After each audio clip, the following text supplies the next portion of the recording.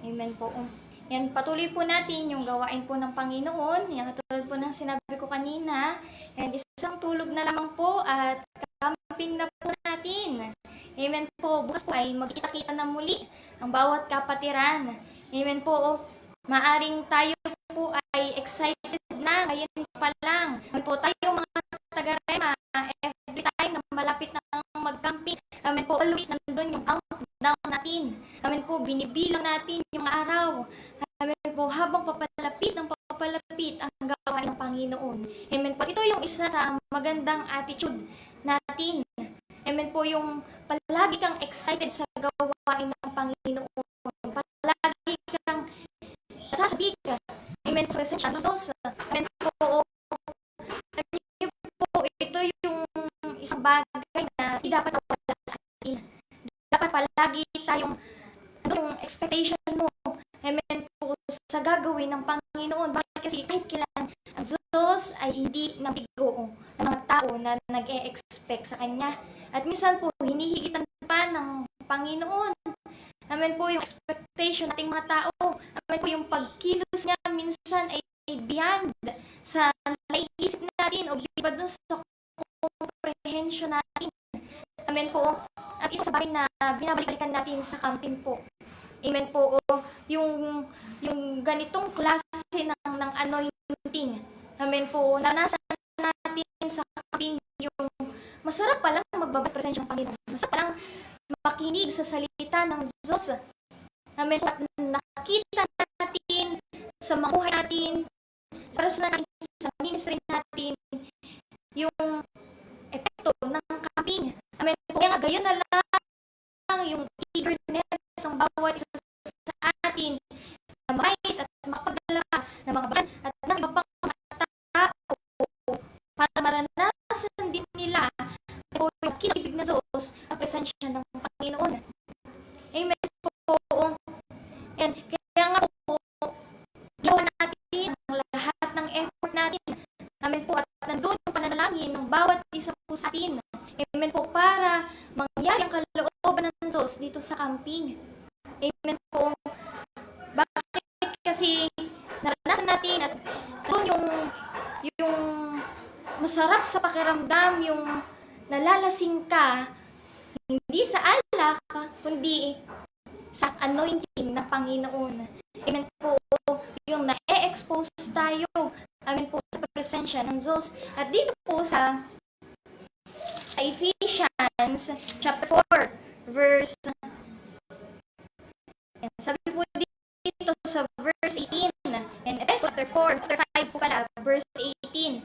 Ang sabi po dito ng salita ng Diyos, huwag kayong maglalasing, pagsisirain lamang ng inyong buhay. Sa halip ay dapat kayong mapuspos ng Espiritu.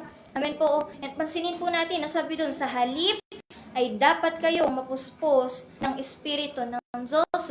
Amen po. So sinasabi po sa atin dito ni Apostol Pablo, sabi niya, hindi ang mga bagay, huwag yung paglalasing, yung makamundo, makalaman na gawain ng pagtuunan natin pansin. Amen po. Sinasabi niya dito, hindi dapat hindi ibang mga bagay na pupuno sa atin, ang dapat umako sa atin, ay wala kundi ang Espiritu ng Diyos. Amen po. At ito ang nagagawa ng camping sa atin. Amen po. Tuwing camping, pinupuno, pinapag-umakaw tayo ng presensya at ng anointing ng Panginoon. Amen po. Nandun yung sagot, yung mga katanungan natin. Amen po. Minsan pa, napapalakas ako. Amen po. Sa lahat ng mga kapura natin, nare-restore po tayo. Ganun din yung pag-ibig natin sa Panginoon. Amen po. Yung mga apoy na unti-unti nawawala. Every time na magkakamping, maharap muli tayo sa presensya ng Diyos, nandun minsan pa sisindihan tayo ng Panginoon. Amen po. Kaya nga po, nandun yung excitement natin palaging mga karema. Amen po, sa camping. Yung hindi ako magpapaiwan. Amen po, kung maaari, makapagdala ka ng maraming kaluluwa, ginagawa po natin. Amen po, nandun yung puspusan nating pinapanalangin, yung mga kaluluwa na dala. Amen po, nandun yung encouragement natin palagi sa kanila na camping. Doon sa camping, maralan mo presensya ng Diyos, makakapag-fellowship ka sa kanila, magkakaroon ka ng mga ila, magkakaroon ka ng mga panibagong kaibigan. Normal po sa mga bagan yung nandun yung nahihiya po sila eh. Amen po, maaring yung mga sinasama po natin, magbibigay sila ng iba't ibang dahilan na kasi wala po akong kilala doon. Amen po. Pero ang isasagot natin palagi, pagdating mo doon, magkakaroon ka ng maraming kakilala. Amen po. Pag uwi mo, hindi ka na magsalang, kundi marami kang kaibigan. Amen po. Dumadating pa nga po ang point na sa camping, yung mga bagong magkakilala dahilan sa kahit sa maiksing panahon, palapit sila sa isa't isa. Nandun yung ayaw nilang walay. Amen po, nagkaroon ng banding. Amen po, nakikreate ang pamilya ng Diyos at kumikilos ang pag-ibig ng Panginoon sa bawat isa. Maaaring kahit na magkakaiba tayo ng ugali, sa po dun sa kinakanta po natin tuwing camping, magkakaiba man tayo ng style at forma. Amen po, hindi tayo pare-pareho ng kinalakihan. Amen po, pero kapag nasa camping ka na, amen po, nagiging isang pamilya tayo ng Panginoon. Amen po. At dahilan sa alam po natin yung magandang epekto ng camping. Amen po, nandun yung pagpupumilit natin na maisama yung mga target natin na maisama. Amen po. Gumagawa tayo ng effort, nag-fundraising tayo. Amen po. Ginagawa natin yung lahat ng maisip natin na paraan. Nandun yung pagdulog natin palagi sa Panginoon. Bakit kasi sabi ng Diyos, ito yung trabaho natin, yung magdala ng mga tao sa Kanya at sagot ng Diyos ang lahat ng kailangan po natin. Amen po. Kaya, sabi po dito, ulit ko po, dito po sa Ephesians 5:18, amen po, sabi dito, huwag kayong maglalasing sapagkat sisirain lang niya ng inyong buhay sa halip, ay dapat kayong mapos ng Espiritu ng Diyos. Amen po. Sabi ko, malasing tayo. Amen po, sa anointing ng Panginoon.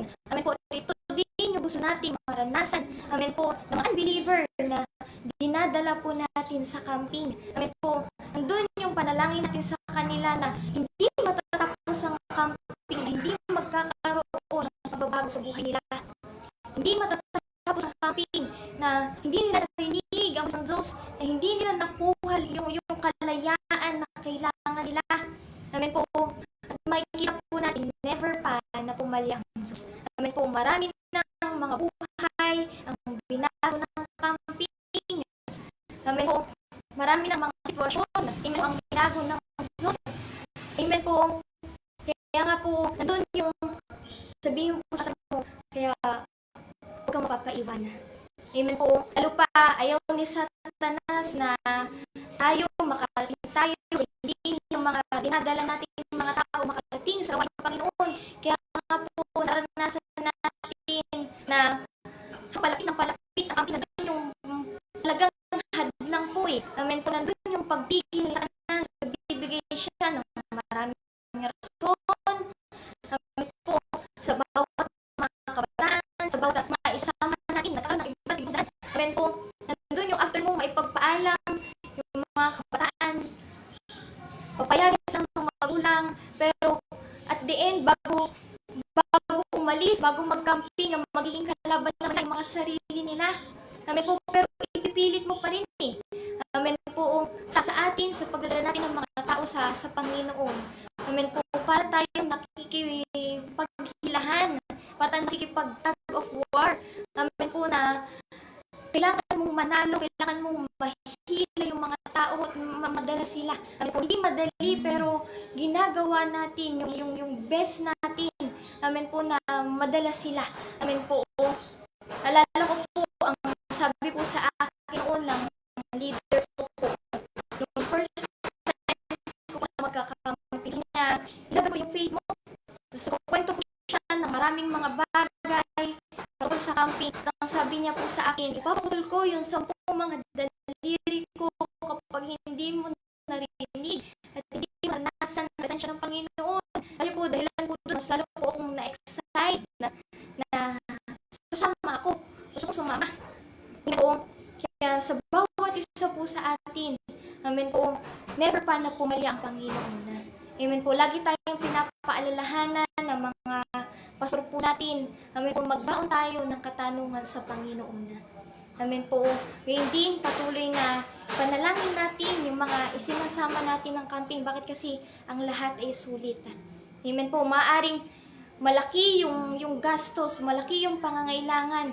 Pero sabi nga po, walang halaga ang maipapantay natin, amen po, kapalit ng presensya ng Panginoon. Amen po, naalala ko po yung isang tao po dito sa libro po ng Acts. Nung time na sila Peter po, kung di po nagkakamali, ay nag-minister. Amen po, at itong salamangkero na ito, amen po, pangalan niya din po ay Simon. Nakita niya po ang kapangyarihan ng Diyos sa buhay itong mga apostol. Ang sabi niya, anong pwede ko sa inyong ibayad?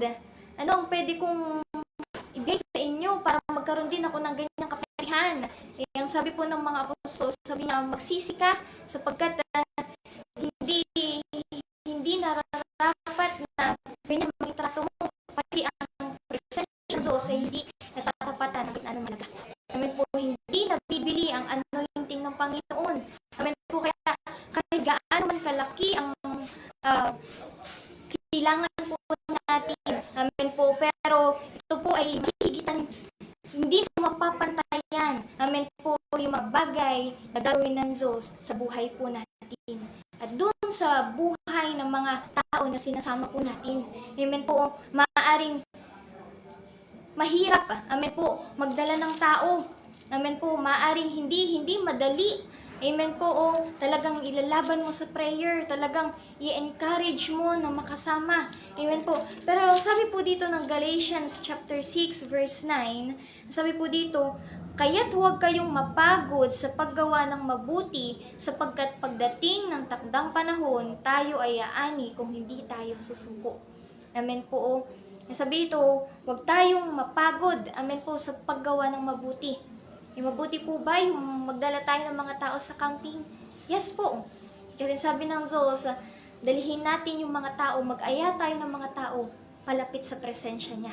At ang sabi po dito, in due time, amen po, ang lahat ng effort natin, ang lahat ng pagpapagal natin, amen po, na makapagdala ng mga tao sa Panginoon. Sabi po dito, in due time, amen po, aanihin natin ang lahat ng mga itinanim natin. Amen po. Kaya't huwag tayong mapagod sa paggawa ng mabuti, sapagkat sa takdang panahon, tayo ay aani kung hindi tayo susuko. Amen po. Yan, magkita-kita po tayo sa bukas. Amen po, sa gawain po ng Panginoon. At ngayon pa lang po, sabihin natin sa Panginoon, Lord, hindi ako aalis ng camping nang hindi ko naririnig yung rema, yung para sa akin. Amen po. Hanggat hindi matatapos ang camping na hindi ko makukuha, hindi ko makikita, amen po, yung gagawin mo. Amen po. Yan, sige po, minsan pa po, mag-pray po tayo. Yan, Ama, sa pangalan ni Jesus, Panginoon, patuloy na ngayon pa lang, Lord, na-excite kami sa mga bagay na gagawin mo, Panginoon, sa 5 days camping na ito, Panginoon. Ito ay gawain mo at hindi gawain ng tao. Kaya, Panginoon, dalangin namin ang katagumpayan ng gawain ito, Panginoon. Marinig namin ng malinaw ang mga bagay na nais mong sabihin sa amin, Panginoon. Tagpuin mo mga puso namin, ang lahat ng makikinig, Panginoon, sa iyong mga salita. Tagpuin mo kami ayon sa pangangailangan ng puso namin at ayon sa kinalalagyan namin, Panginoon. Lord, patuloy na sa camping na to, hindi mo lang kami punuin, kundi pag umapawin mo rin kami ng presensya mo, O Diyos. Salamat, Panginoon. Ngayon pa lang, pinupuri ka namin, pinapasalamatan sa pangalan ni Jesus. Amen. And maraming salamat po sa bawat isa and see you po tomorrow.